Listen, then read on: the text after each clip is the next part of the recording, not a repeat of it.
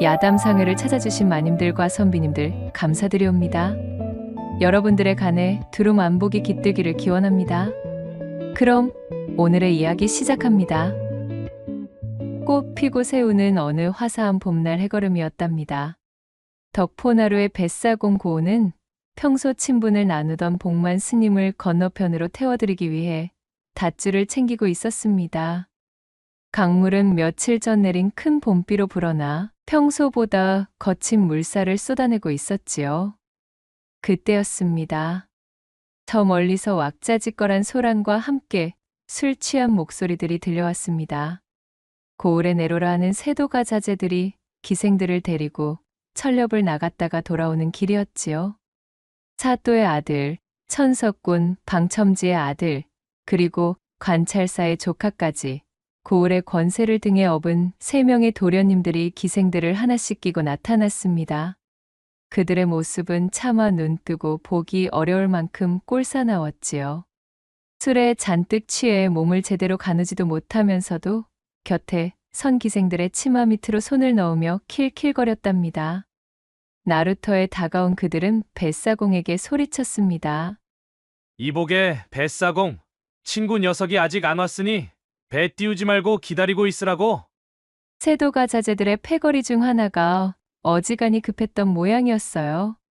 한 기생을 끼고 나루터 옆 솔밭으로 황급히 사라졌기 때문이지요. 고우는 곤란한 표정을 지었습니다.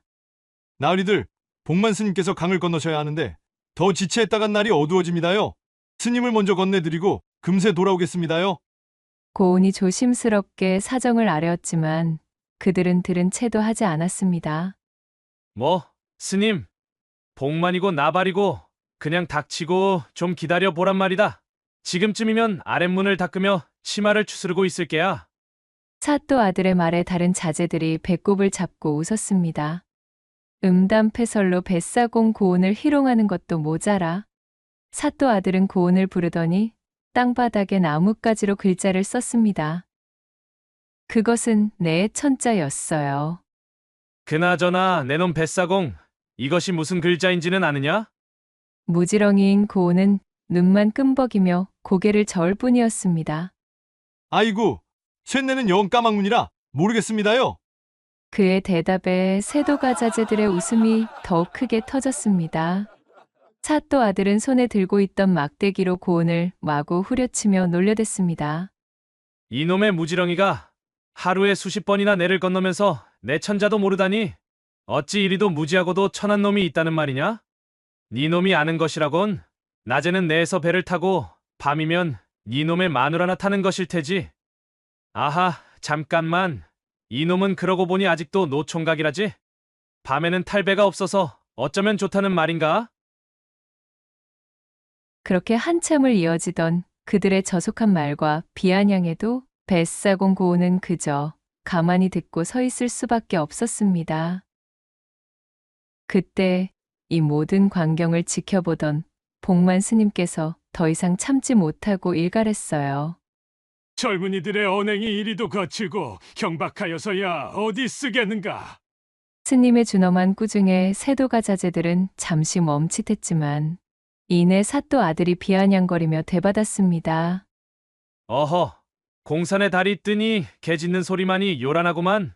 누가 저 땡중놈에게 호댓맛이나 좀 보여주어야겠구만. 그들의 무례함과 오만함은 하늘을 찔렀습니다. 곁에 있던 기생들마저 그 말에 배꼽을 잡고 웃어대며 고운과 스님을 업신여겼어요. 스님의 얼굴은 분노로 벌겋게 달아올랐지만 속세의 일에 깊이 관여할 수도 없는 노릇이라 그저 애써 참는 수밖에 도리가 없었지요. 솔밭으로 들어갔던 사내와 기생이 옷구름을 고쳐매며 돌아오자 세도가 자제들과 기생들은 모두 배에 올랐습니다. 고운이 스님께 먼저 오르시라 손짓했는데 자제들이 노를 잡고 배를 나루터에서 밀어내버린 것이었어요. 스님은 미처 오르지 못하고 엉덩방아를 찍고 말았지요. 불어난 물살이 워낙 거셌기에 배는 금세 나루에서 멀어져 버렸고 세도가 자제들은 또다시 크게 웃어댔습니다. 스님의 황망한 표정은 아랑곳 없이 배 위에서는 곧바로 술판과 춤판이 벌어졌습니다. 나으리들, 안 됩니다요. 선체의 균형을 흐트러뜨리시면 경을 친단 말입니다. 이런 물살에는 배가 뒤집힐 수도 있습니다요. 불안감을 느낀 고은이 외쳤지만 그들은 길을 막았습니다. 시끄럽다. 니놈이 노로 균형을 잘 잡으면 될 게 아니냐? 그들은 고은의 말을 무시하며 오히려 더욱 흥청망청 날뛰느라 배를 흔들어대니 참으로 막무가내이자 아나무인이 따로 없었어요. 허나 뱃사공으로 반평생을 넘게 보낸 고은의 경고는 그저 허풍이 아니었지요. 위태롭게 출렁이던 배는 기어코 강 한가운데서 뒤집어졌답니다. 며칠 전 큰 봄비로 강물이 불어 탕류가 되어 흐르던 강 한가운데는 순식간에 아수라장이 되었습니다. 술에 취해 몸을 가누지 못하던 세도가 자제들은 허우적대기 시작했지요. 고은은 필사적으로 헤엄을 치다가 문득 뒤를 돌아보았습니다. 망나니 같은 작자들 중 그 어느 누구도 헤엄을 칠 생각을 하지 못하는 것이었어요. 고은은 여유롭게 팔을 저으며 뒤쪽을 향해 소리쳤습니다. 선비님들, 헤엄들 못 치시오?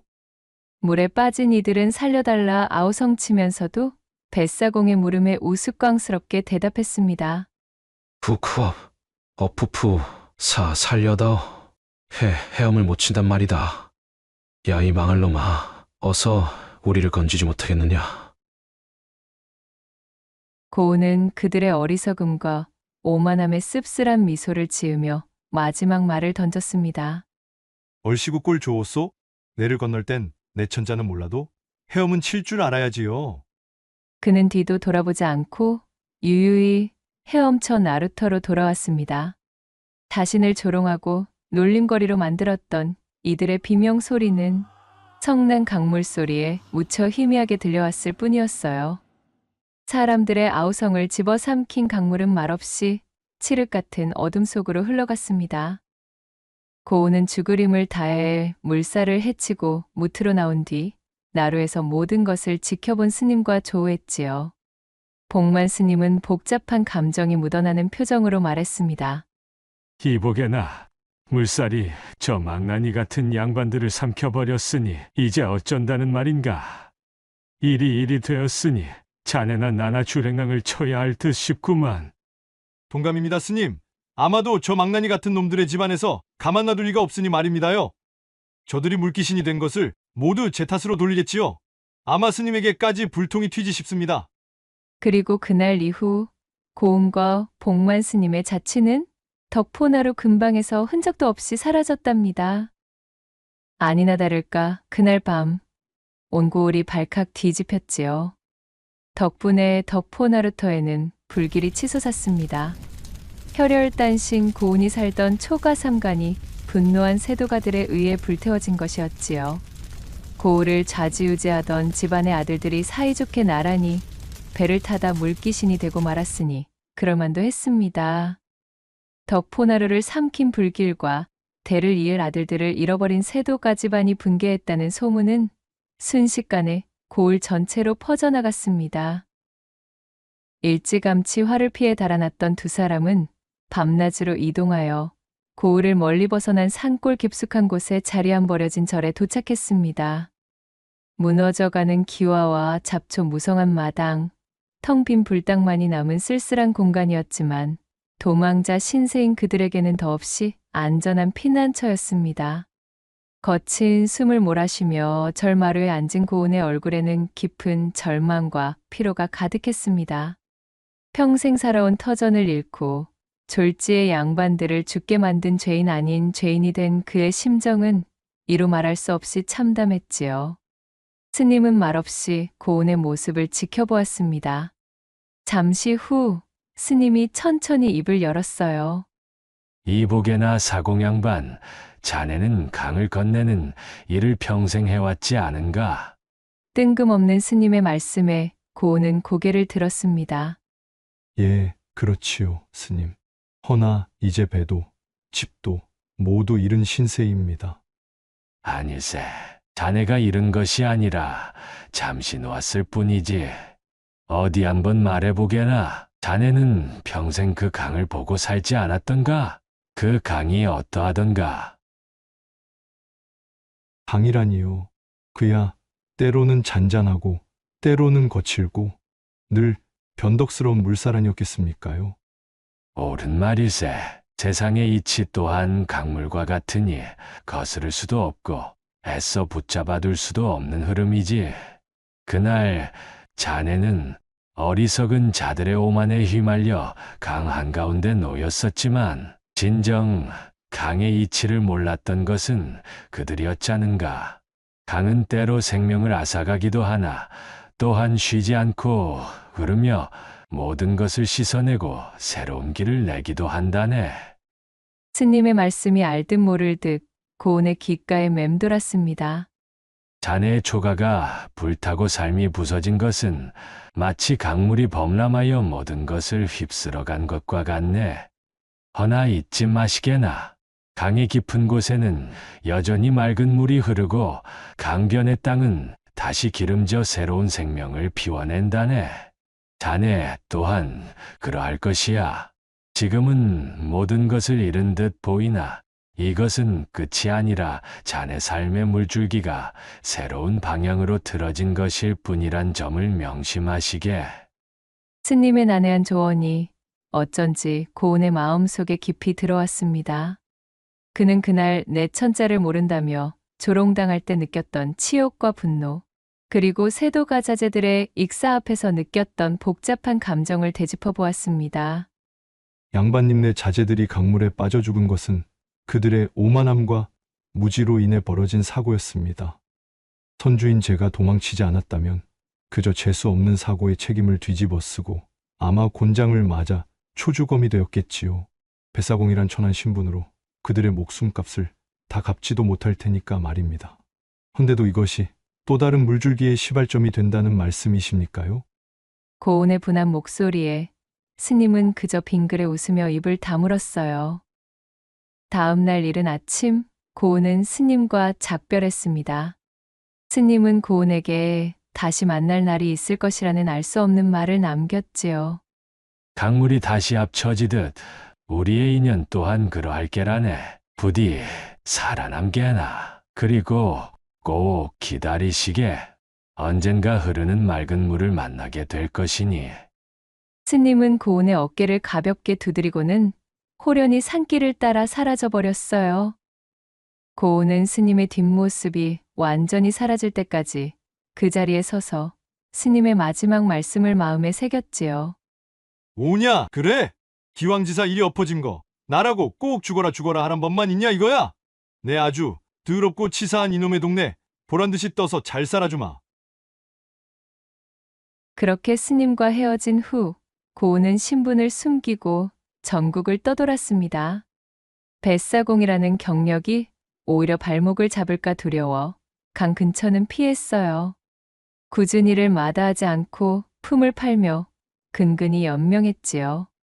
늘 불안했고 사람들의 시선을 피해 어둠 속을 살아가는 것이 고통스러웠습니다.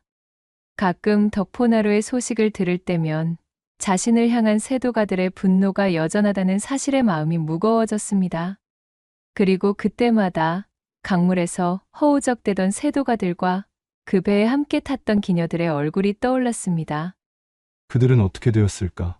망나니들과 함께 화를 입었을까? 양반놈들과 함께 어울려서는 나를 무시해댔으니 자업자득이란 생각이 들기도 하지만 말이야. 하루의 고된 노동을 끝내고 곡간이나 마국간 등에서 등을 붙이고 휴식하던 고운은 그렇게 지난날 덕포나루의 일을 떠올리다 까무룩 잠에 빠져들곤 했답니다. 한편 그날 배에 함께 탔던 기녀들 중 사실 유일하게 수영에 능숙했던 기녀가 한 명 있었습니다. 그녀의 이름은 애심으로 그녀 또한 사건 이후 평탄치 않은 나날을 보냈지요. 이름처럼 사랑스러운 미색과 재주로 덕포나루 근방을 아우르는 근방 전체에서 내로라 하는 사내들의 마음을 사로잡았던 그녀였지만 그날의 사건은 모든 것을 뒤바꾸어 놓았습니다. 그녀는 차가운 강물 속에서 허우적대는 다른 기녀들을 필사적으로 구해냈습니다. 하지만 그 바람에 수영을 할 줄 모르던 세도가자제들은 눈앞에서 차례로 물귀신이 되고 말았고 그것이 문제가 되었지요.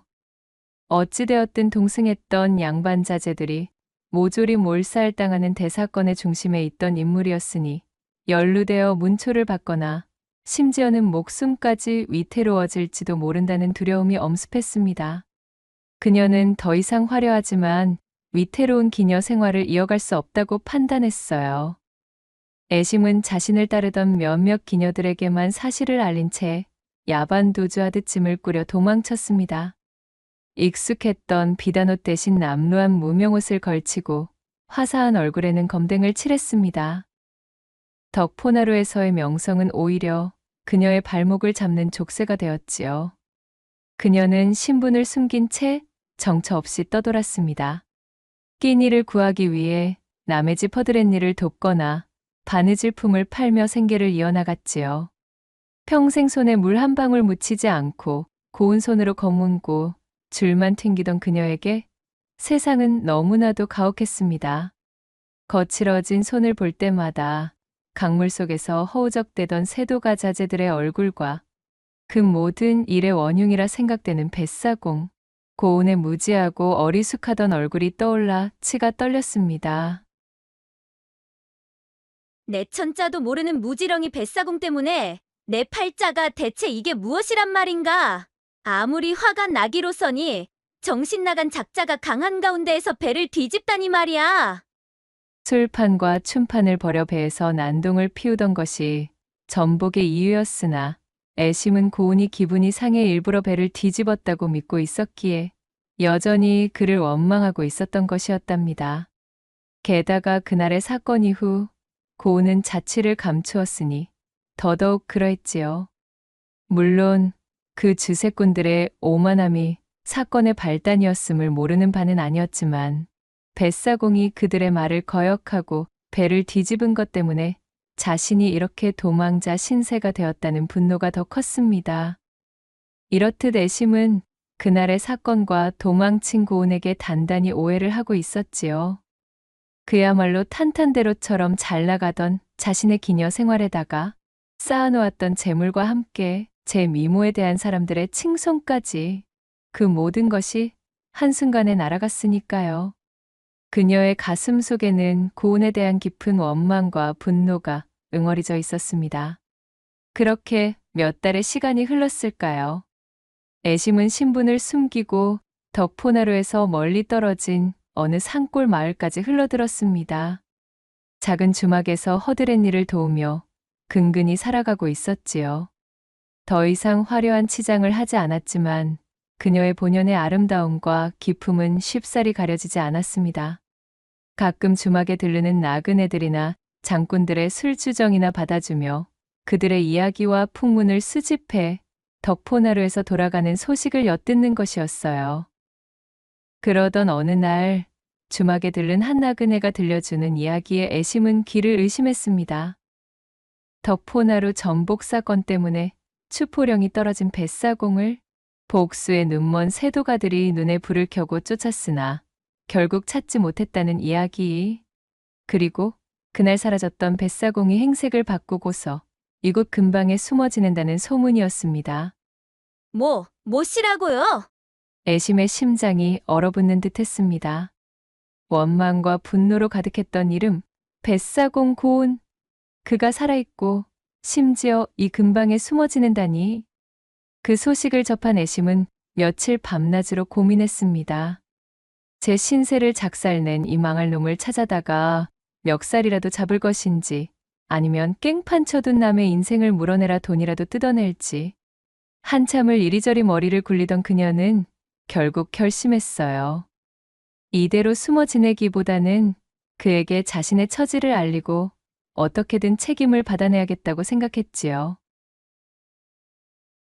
만약 그에게 도움을 받을 수 없게 되었을 경우 아예 그의 거처를 덕포나루 관아에 밀고라도 한다면 자신만은 이 지긋지긋한 도망자 신세에서 벗어날 수 있을지도 모른다는 신락 같은 희망을 품었습니다.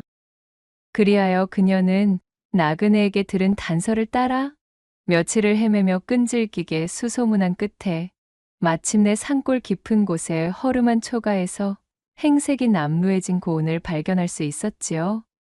얼굴에 피로의 흔적이 더해진 데다가 본래의 신분을 속인 채 살고 있어 분위기가 달라져 있었지만 애심은 한눈에 그를 알아보았습니다. 무지하고 뻔뻔했던 덕포나루의 뱃사공, 자신의 인생을 풍비박산낸 원흉. 그런 생각이 치고 올라온 애심은 숨을 한껏 고르고 그의 초가로 쳐들어갔지요. 문을 열고 나오는 고은의 얼굴에는 낯선 인기척에 대한 경계심이 역력했어요. 하지만 그의 시선이 애심의 얼굴에 닿는 순간 그의 눈빛이 대번에 흔들렸지요.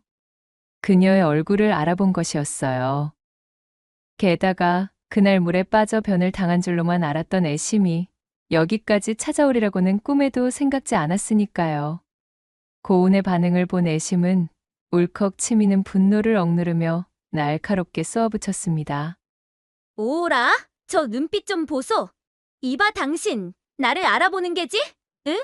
덕포나루에서 당신 때문에 인생 망친 이 애심이를 말이오. 애심의 목소리에는 원망과 분노가 가득 담겨 있었습니다. 고은은 당황한 기색이 역력했으나 이내 체념한 듯 한숨을 내쉬며 말했습니다. 어쩌다 여기까지? 이거 뭐 일이 된 마당에 별 수 없구만요. 이리 들어 나오시지요. 다른 사람들 이목을 끌기 전에 말이오. 애심은 그의 허락이 떨어지자마자 기다렸다는 듯 초가 안으로 성큼 들어섰습니다. 좁고 누추한 방 안은 뱃사공 고씨의 처지와 도망자 신세를 여실히 보여주고 있었지요. 애심은 차가운 바닥에 앉아 그를 노려보았습니다. 팔자 좋게 이야기나 하자. 당신 때문에 내 인생이 어떻게 되었는지 아시오? 덕포나루 근방 저작거리 최고의 기녀라 불리던 이 애심이가 이름까지 바꿔가며 총구석 장터짝에 처박혀가지고는 주막에서 걸레나 빨고 살고 있어. 대체 이게 다 누구 때문인데? 애심은 참았던 울분을 터뜨렸습니다. 고은은 애심의 말을 묵묵히 듣고 있었습니다. 그의 얼굴에 후회와 미안함이 스치는 듯했지만 애심에게는 그저 뻔뻔함으로만 보였습니다. 그날 그자들의 횡포가 극심했다는 것은 당신도 잘 알지 않소. 나 또한 그들에게 얻어맞고 희롱당했던 김에 물에 빠진 순간 그들에게 알량한 복수심이 든 것은 사실이오. 그저 어찌할 바를 몰랐던 것뿐이라고 여겨주시오. 어찌할 바를 몰랐다고? 말도 안 되는 소리. 그래서 배를 뒤집었어? 당신이 내 천자도 모른다고 조롱당한 그 순간의 분노 때문에 우리 모두를 강물에 빠뜨렸다고. 당신의 무모함 때문에 내 모든 것을 잃었어. 아니 뭐요? 무모함이라니. 게다가 그간 내가 일부러 배를 뒤집었다 생각하고 있었던 거요? 그 배는 나의 밥줄이었단 말이요. 그자들이 춤을 추고 난리를 피우지 않았더라면 배가 그렇게 쉽게 뒤집혔겠소? 강물이 불어 위험하다고 그리 일렀거늘 듣지 않은 것은 그자들이었소. 게다가 당신도 그 옆에서 아주 말릴 생각은 하지 않고 오히려 신나게 궁뎅이를 흔들며 춤판에 동조하시더만. 그 판에 내가 뭘 더 어찌하라는 게요? 아예 거세진 물살 위에서 배를 홀랑 뒤집어달라고 용왕님께 고사라도 지내지 왜? 고은 역시 목소리를 높였습니다. 그의 말에는 그날의 억울함과 분노가 담겨 있었습니다. 그 역시 오만하고 무지한 세도가 자제들의 횡포로 인해 모든 것을 잃었으니까요. 그래, 그래서 잘했다 이 말이오. 그자들이 죽든 말든 함께 탄 기녀들이 같이 물귀신이 되든 말든 나는 살았으니 상관없다 이 말이냐는 말이오. 사람이 죽은 일에 어찌 상관이 없겠소? 안 그래도 함께 탔던 기녀들에 대해 줄곧 걱정하고 있었단 말이여. 허나 그 모든 일은 그들의 오만함이 불러온 대가였소. 그리고 나는 살아야만 했소.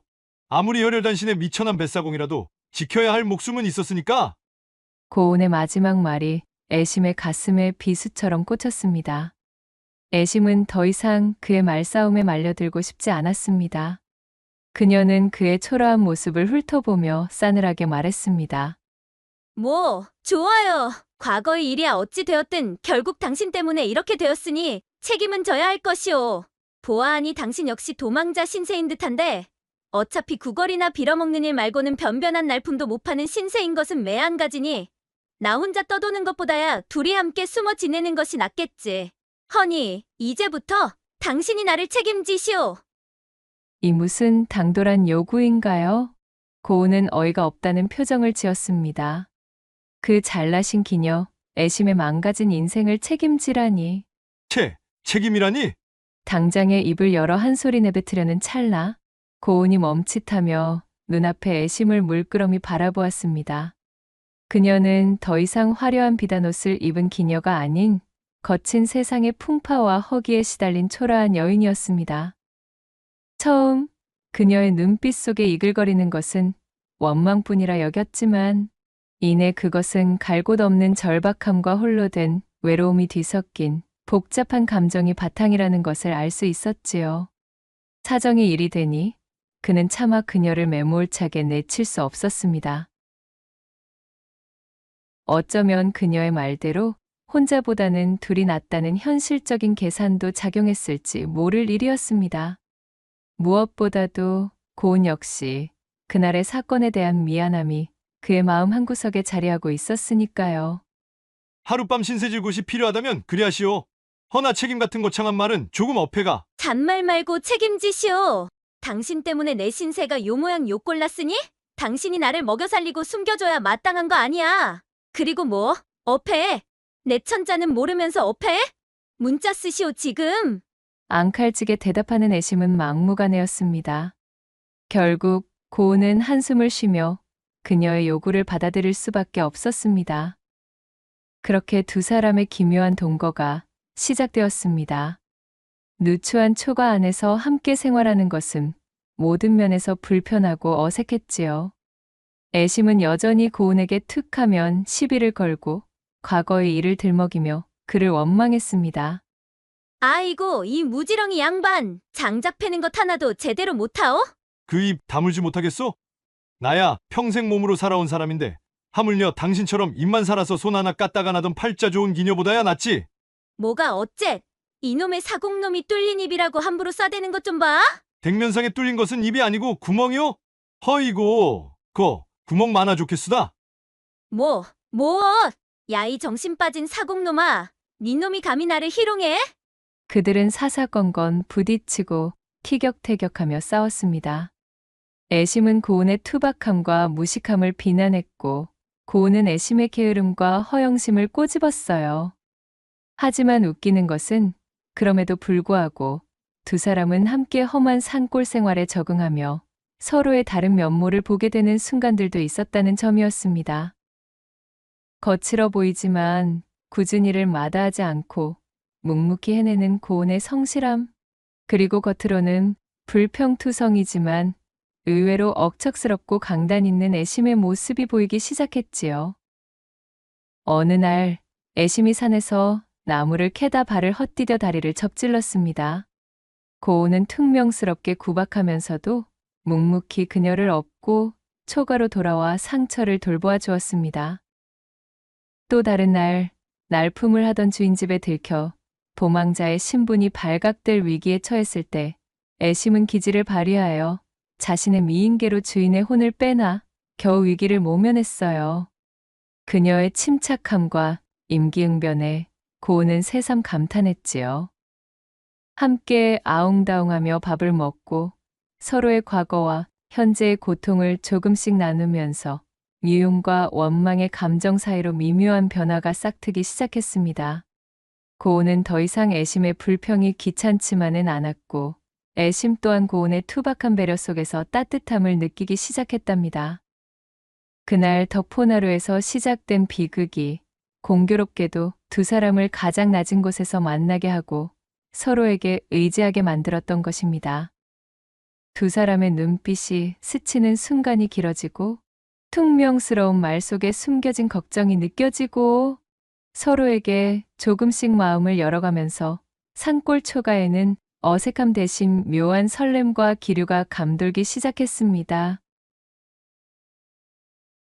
비록 시작은 원망과 책임 전가였을지라도 함께 이겨낸 고난과 서로에게 발견한 진솔한 모습은 그들의 마음 속에 연심이라는 예상치 못한 감정을 조용히 피어올리고 있었습니다.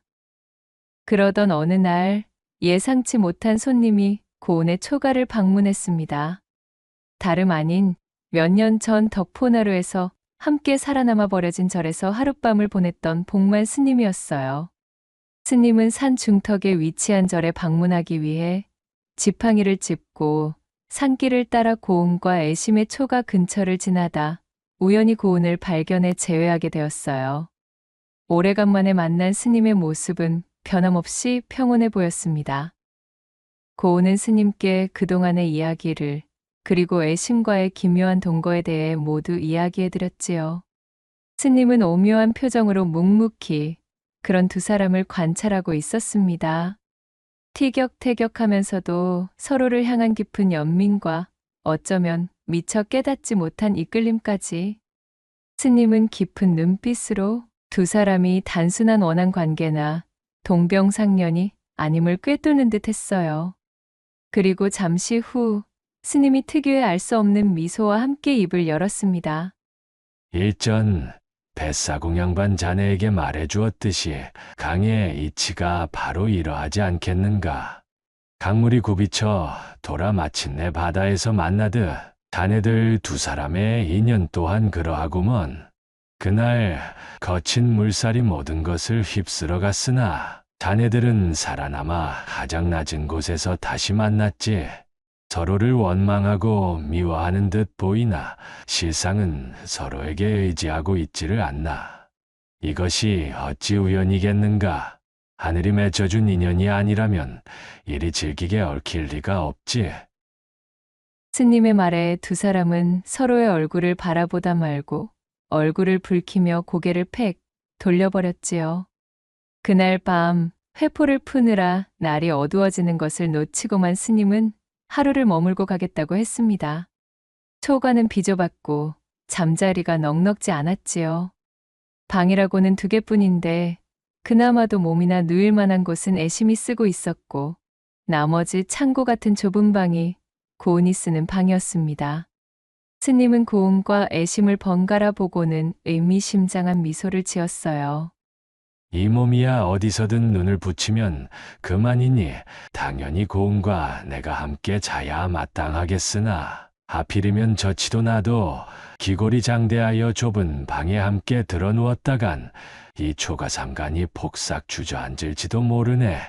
거기에다 오늘 하늘의 천기를 잠깐 들여다보니 나와 사공양반의 기운이 오늘 밤까지 서로 붙어 있었다가는 자칫 그 전후의 인연이 되려 화를 불러일으킬 수도 있는 애군이 염려된다며 하 부처님께서 이르시지를 않겠는가 하여 저 좁은 창고방을 나홀로 쓸 테니 오늘만 두 사람이 함께 저 안방에서 자도록 하시게나. 예? 뭐라고요? 아니 스님. 아무리 그래도 이건 좀 아니 될 말 아니신가요? 도망자 신분의 두 사람이 궁여지책으로 마련한 허름한 초가에 넓은 방 좁은 방이 따로 있었겠냐마는 그것은 모두 두 사람을 이어주기 위한 스님의 지혜로운 핑계일 뿐이었답니다. 스님께서는 두 사람이 서로의 마음을 확인하고 그간 쌓인 벽을 허물 수 있는 아주 조그마한 물꼬만 있으면 된다는 것을 알고 있었지요. 여러 말 말고 그저 나를 믿고 내가 하라는 대로 한번 하시게나. 그리하시면 두 사람에게도 오늘 밤이 양분이 되어 좋은 날이 찾아올 것이네. 비좁고 누추하나 서로에게 기대어 하룻밤 추위를 녹이는 것이 도리 아니겠는가. 스님의 완강한 뜻과 하늘의 뜻, 애군 같은 알 수 없는 말에 고운과 애심은 당황했습니다. 두 사람이 물론 함께 지내고는 있었지만 잠자리를 함께 하는 것은 다른 문제였기에 어색함과 망설임이 감돌았지만 스님의 말씀을 쉽게 거역하기도 찜찜했지요. 결국 두 사람은 어색하게 안방으로 들어왔습니다. 좁은 공간에 나란히 눕자 서로의 숨소리가 너무나 가깝게 느껴졌어요. 서로가 등을 돌리고 누웠지만 원체 방이 비좁으니 서로의 등과 엉덩이가 맞닿아 우스꽝스럽기 짝이 없었지요. 아이 좀. 저쪽으로 가시오 좀. 아니거. 여기서 더 갈 데가 어디 있다 그러시오? 나도 죽을 맛이외다. 스님의 의도된 배려가 두 사람의 마음을 뒤흔들었습니다. 서로를 향한 원망과 미움, 그리고 그 아래 감춰졌던 연민과 기대감이 뒤섞여 복잡한 기류가 흘렀지요. 바로 그때였습니다. 밤이 깊어지자 갑자기 산골짜기의 날씨가 급변하기 시작했습니다. 예상치 못한 늦은 봄소리가 닥쳐 초가의 낡은 문틈과 벽 틈으로 차가운 바람이 매섭게 파고들었습니다. 온기가 순식간에 사라지고 누더기 이불로는 도저히 추위를 막아낼 수 없었지요. 애심의 가녀린 몸이 오들오들 떨리는 것을 느꼈습니다. 저기 말이오. 나 지금 춥소. 애심이 작게 신음했습니다. 고은 역시 그녀의 떨림을 느꼈어요. 이대로는 둘 다 밤새 얼어붙을 것 같았습니다. 애심을 추위 속에 내버려 둘 수 없다는 마음이 고은을 움직였고 그는 망설임을 떨치고 애심에게 몸을 가까이 했습니다. 이리 오시오. 서로에게 기대면 좀 나을 것이오. 애심은 처음에는 주춤했지만 밀려드는 한기에 결국 고은에게 몸을 기대었습니다. 두 사람의 체온이 맞닿자 비로소 온기가 느껴졌습니다. 거친 뱃사공의 품은 투박했지만 따뜻했고 애심의 가녀린 몸은 떨림을 멈추고 고은에게 안겨왔습니다. 추위를 막기 위해 시작된 두 사람의 접안은 곧 감정적인 교감으로 이어졌어요. 미움과 원망의 껍질이 벗겨지고 그 안에 숨겨져 있던 서로를 향한 연민과 끌림이 슬그머니 고개를 쳐들었습니다. 그날 밤 매서운 추위와 스님의 지혜로운 안배 속에서 고음과 애심은 비로소 서로의 가장 깊은 곳에 닿았습니다. 서로의 체온을 나누며 두 사람은 비로소 운명으로 묶인 인연을 확인한 기분이 들었지요. 미움은 연심으로, 원망은 이해로, 고독은 둘만의 연대로 변모하는 밤이 깊어갔습니다. 스님의 예언처럼 두 사람의 물길은 이 밤을 통해 완전히 하나로 합쳐졌답니다. 다음 날 아침, 스님은 두 사람의 달라진 눈빛을 보았습니다. 스님 앞에서 서로 틱틱대며 네가 잘했네, 내가 잘했네를 외치던 어제의 모습은 온데간데 없고 푸짐하게 익은 홍시같이 달아오른 얼굴로 서로 흘끔흘끔 눈치만 보고 있으면서도 떨어지려고는 하지 않는 것이었지요.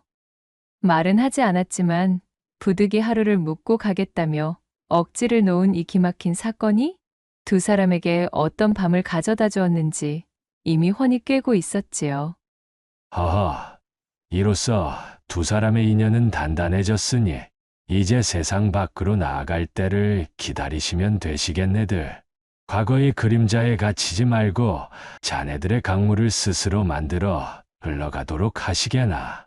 맑은 물길을 만나는 것은 이제부터 자네들에게 달렸다네. 덕호나루에서 시작된 비극은 그대들을 절망으로 내몰았지만 역설적으로 가장 소중한 인연을 만나게 해 주었음을 어찌 외면하려고만 하시는가들. 자, 이제 자네들은 서로가 함께 맑은 물길을 찾아 헤쳐나갈 평생의 반려를 맞이한 셈이니 서로를 아끼며 사시게나. 모르긴 몰라도 아마 그대들에게 곧 좋은 날이 올 걸세. 이제 아마 두 번 다시 자네들과 나는 만날 일이 없을 것 같구만. 부디 몸 건강히들 잘 사시게나. 그 말을 끝으로 스님은 합장하며 유유히 자신의 발걸음을 내딛었고 이내 스님의 뒷모습은 깊은 숲속 오솔길 쪽으로 완벽하게 사라졌답니다. 산골 초가를 나서는 스님의 뒷모습을 바라보는 두 사람의 눈빛은 더 이상 불안과 절망에 물들어 있지 않았습니다. 과거의 아픔은 여전했지만 함께라면 이겨낼 수 있다는 희망이 그들의 얼굴에 드리워져 있었지요. 스님의 마지막 예언처럼 이제 두 사람은 새로운 강물을 찾아 흘러갈 준비를 마쳤습니다. 두 사람은 스님의 조언대로 섣불리 움직이는 대신 산골 초가에 머물며 때를 기다리기로 했습니다. 함께 텃밭을 가꾸고 산에서 나무를 캐고 바느질 품을 팔며 소박한 삶을 이어갔습니다. 여전히 가끔씩 티격태격하기도 했지만 그것은 이전의 날 선싸움이 아닌 정이 듬뿍 담긴 투정 같았답니다. 애심은 투박하지만 마음 깊은 고운의 진솔함에, 또 반면에 고운은 거친 세상의 풍파 속에서도 잃지 않은 애심의 은근한 순수함과 그 강단에 깊이 매료되었습니다. 밤이 되면 좁은 방에 나란히 누워 서로의 품에 안겨 뜨거운 숨을 토하다 잠이 들었지요. 비록 세상은 여전히 그들을 쫓기고 있는 도망자로 여길지라도 두 사람만의 작은 초가는 세상의 어떤 궁궐보다도 평화롭고 따뜻한 보금자리가 되어 있었습니다. 그렇게 시간은 쏜살같이 흘러갔습니다. 어느 날 장날의 마을에 나갔던 고운이 뜻밖의 소식을 가지고 돌아왔지요. 그의 얼굴에는 놀라움과 함께 복잡한 감정이 뒤섞여 있었습니다. 애심이 내가 방금 장터에서 덕포나루에 대한 소식을 건져왔어. 아닌 게 아니라 그날 배가 뒤집힌 진짜 이유가 밝혀졌다지 뭐야? 고운의 말에 애심의 얼굴이 하얗게 질렸습니다. 네? 아니, 그게 무슨 소리랍니까? 진짜 이유라니. 망나니들이 술판을 벌려놓고 배를 흔들어대다 중심을 잃은 것이 아니랍디까? 헤엄을 치지 못하는 사람이 깊은 물에 한번 빠져서 사경을 헤매는 경험을 맛보면 그 공포가 아주 말도 못하는 법이거든. 그날 함께 배에 탔다가 애심이 자네가 구조했던 기녀 중에 한 명이 말이야. 그 충격으로 쓰러져 여태껏 깨어나지 못하고 있었다더구만. 헌데 그 기녀가 천만다행으로 얼마 전 정신을 차렸는데 관아에 아주 중요한 사실을 증언했다지 뭐야. 증언이라니, 그것이 무엇이지요? 전날 내가 배를 접안시켜둔 나루에서 그 양반자제들 집구석 중 한 곳에서 일하던 청지기가 나타나서는 배의 균형을 잡는 균형탈을 몰래 망가뜨리는 것을 보았다고 증언했다는군. 다음날 기녀들을 끼고 나루에서 뱃놀이를 나갈 것을 이미 알고 있었다나 뭐라나? 고운의 말에 애심은 믿을 수 없다는 표정을 지었습니다. 배가 뒤집힌 것이 단순한 사고가 아닌 누군가의 의도적인 해코지로 벌어진 일이었다니요. 아니, 그 청지기는 대체 어찌 그런 짓을 했답니까? 들리는 소문으로는 집안의 여종을 희롱하려다 들통이나 그만 주인에게 쫓겨난 것에 앙심을 품고서 그 자제들에게 복수할 생각으로 그리했다는구만. 그럼 그저 사고처럼 보일 테니 자신에게 혐의가 돌아오지도 않을 것 같았다면서 말이야. 고운은 비교적 담담하게 이 소식을 전했습니다. 애심은 충격으로 아무 말도 할 수 없었습니다. 자신과 다른 기녀들을 강물 속에 빠뜨리고 세도가 자제들을 죽음으로 내몰았던 그날의 비극이 알고 보니 청지기의 사적인 원한과 복수심 때문에 벌어진 일이었다니요. 그런 것도 모르고서 그 모든 책임의 원흉이라며 당신을 그토록 원망하고 미워했다니.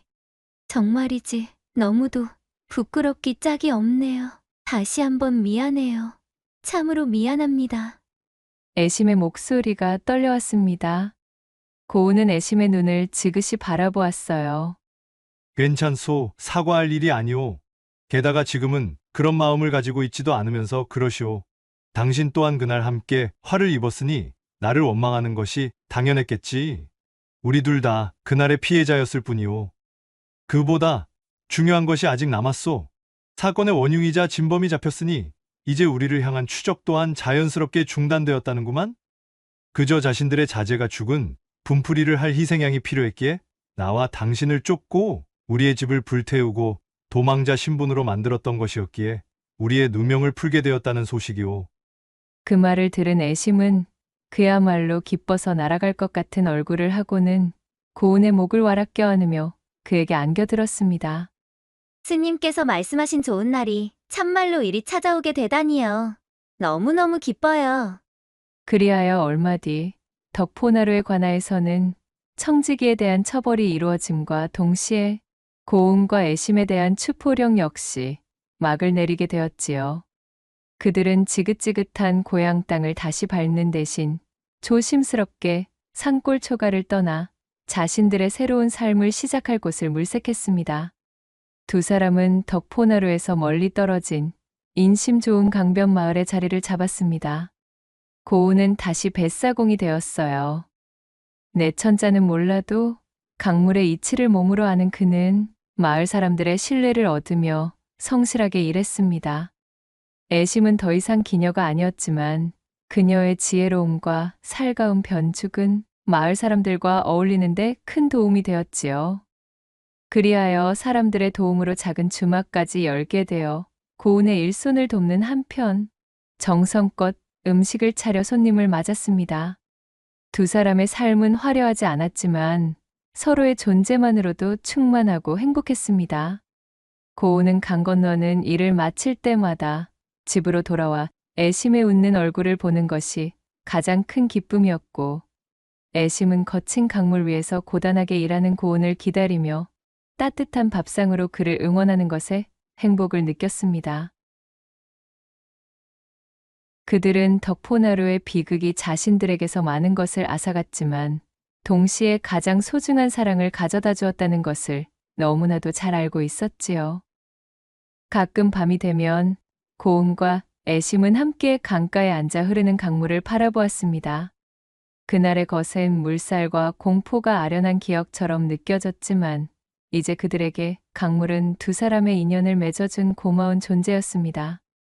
스님의 예언처럼 그들은 과거의 물살에 갇히지 않고 새로운 강을 만들어 흘러왔고, 마침내 맑고 잔잔한 물길을 만나 여생을 행복하게 보냈다는 후문이 전해지고 있사옵니다. 낭독해드린 이야기가 마음에 드셨다면 구독과 좋아요, 댓글로 야담상회를 응원해주셔요.